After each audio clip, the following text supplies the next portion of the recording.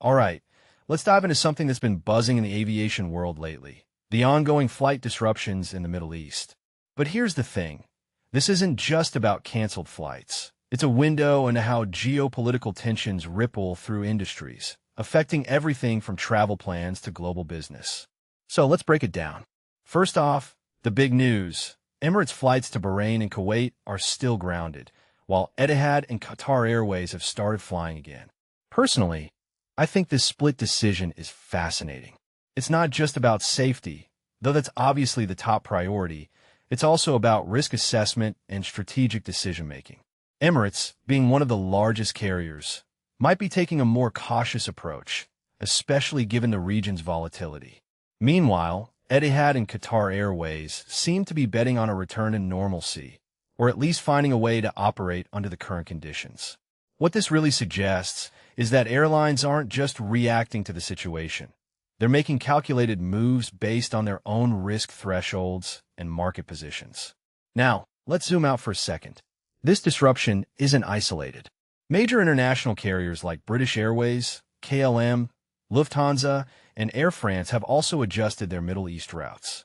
What many people don't realize is that these changes aren't just about avoiding conflict zones.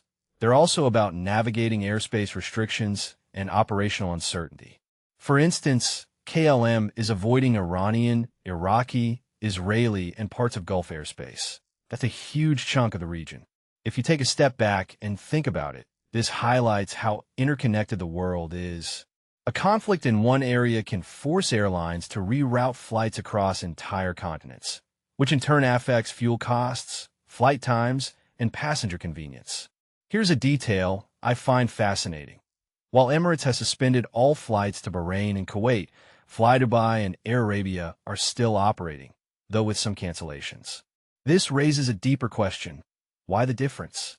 In my opinion, it comes down to scale and flexibility. Smaller carriers like Fly Dubai and Air Arabia might have more agility to adapt to disruptions, whereas larger airlines like Emirates have more at stake, both in terms of reputation and operational complexity. It's a classic case of size versus nimbleness, and it's playing out in real time. Now, let's talk about the broader implications. The disruption isn't just affecting UAE airlines. It's a global issue. With the US and Iran still exchanging threats, the uncertainty is far from over. This isn't just a regional conflict. It's a global headache.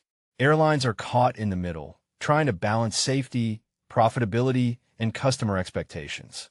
What makes this really interesting is how it reflects the delicate dance between geopolitics and commerce. Airlines aren't just transportation companies. They're also geopolitical players, constantly navigating the tensions between nations. One thing that immediately stands out is the contrast between carriers. Qatar Airways, for example, has resumed daily services to Bahrain, Kuwait, and Erbil, while also maintaining flights to the UAE. Meanwhile, British Airways has postponed its flights to Dubai, Bahrain, and Oman until October. From my perspective, this shows how differently airlines are interpreting the risks. Some are playing it safe, while others are pushing forward. It's a bit like watching a game of chess, where each move reveals something about the player's strategy. Finally, let's talk about what this means for travelers and businesses. If you're planning a trip to the Middle East, you're probably feeling the frustration of canceled flights and uncertain schedules. But if you take a step back, this situation also highlights the fragility of our global systems. A conflict in one part of the world can disrupt travel, trade, and even diplomacy across continents. Personally, I think this is a wake-up call, a reminder that in today's interconnected world, local issues can have global consequences. So what does this leave us? Well, it's clear that the aviation industry is in a tough spot, caught between safety concerns and the need to keep flying. But what's really interesting is how this situation is forcing us to rethink the way we approach global travel. Are we too dependent on certain routes? How can we build more resilient systems? These are questions that go beyond just the airlines. They're about the future of global connectivity. As we wrap up, I'll leave you with this thought. The next time you book a flight, remember that your journey is part of a much larger network, one that's influenced by politics, economics, and even conflicts thousands of miles away. It's a fascinating, complex system, and right now, it's under more pressure than ever. So, the next time you're stuck in an airport because of a cancellation, maybe take a moment to think about the bigger picture. Because as frustrating as it is, it's also a reminder of just how connected we all are.